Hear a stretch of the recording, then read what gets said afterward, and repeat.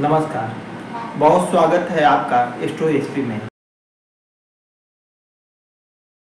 मैं हूं शुभम पांडे।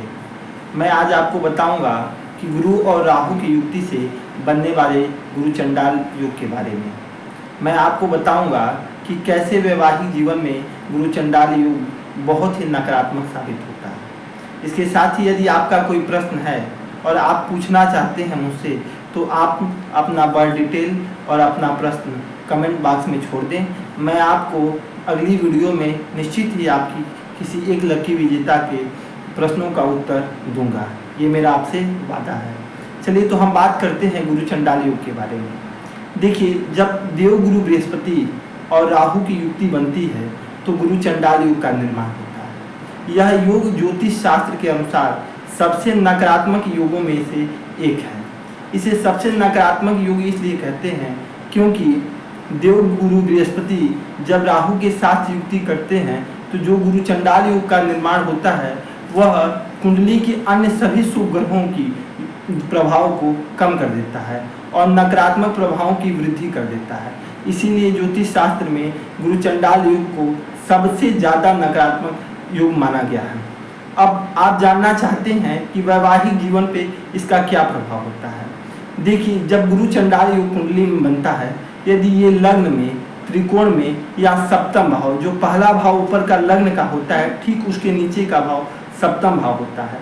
सप्तम भाव में यदि गुरु चंडाल योग बनता है तो यह व्यक्ति के चरित्र को कमजोर कर देता है। ऐसे लोगों का एक्स्ट्रा मैरिटल अफेयर होते हैं, जिसके कारण वैवाहिक जीवन में बहुत सारी दिक्कतें आती हैं। यदि मान लीजिए किसी की कुंडली में गुरु चंडाल योग बना हुआ है और उसके जीवन में गुरु और राहु की महादशा प्रारंभ हो गई और उसमें गुरु या राहु की अंतर्दशा आती है, तो ऐसे लोगों का निश्चित ही तलाक हो जाता है या तलाक की स्थिति उत्पन्न हो जाती है। वैवाहिक जीवन पूर्णतः खराब हो जाता है। इसलिए ज्योतिष शास्त्र में गुरु चंडाल योग से बचने के कुछ उपाय भी बताए हैं। देखिए, सबसे सटीक उपाय है गुरु चंडाल योग से बचने के लिए कि आप अपने चरित्र पे ध्यान दें।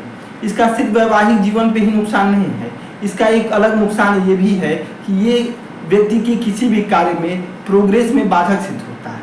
व्यक्ति का विवाह भी ऐसे लोगों का बहुत विलंब से होता है या किसी कारण विलंब हो जाता है। अगर आपकी कुंडली में कहीं पे भी गुरु और राहु की एक साथ युक्ति बनती है, मैं स्पष्ट कर दूं कि दृष्टि से ये युक्ति नहीं बनती है। यह युक्ति हमेशा तभी बनती है जब गुरु और राहु कुंडली के 12 घरों में से किसी एक घर में एक साथ विराजमान हो, तभी गुरु चंडाल योग बनता है। यदि आपकी किसी की कुंडली में गुरु और राहु की युक्ति बनी हुई है तो आप गुरु और राहु के वैदिक मंत्रों का जप करवा के इसकी शांति करवा लें और अधिक से अधिक आप भगवान शिव की पूजा करें। इससे आपको बहुत लाभ मिलेगा। ये चीज़ और देखनी चाहिए कि वो कुंडली में किस भाव में, किस दशा में बैठे हुए हैं। कभी कभी कुंडली में कुछ ऐसी स्थिति उत्पन्न होती है जिससे गुरु चंडाल योग के दोष कम हो जाते हैं। यदि बहुत ज़्यादा चिंता न करते हुए यदि आपकी कुंडली में ऐसे योग हैं तो एक अच्छे ज्योतिष से सलाह लें और सलाह लेने के उपरांत आप रत्न भी धारण कर सकते हैं, जिससे आपको बहुत ही अत्यधिक लाभ मिलेगा।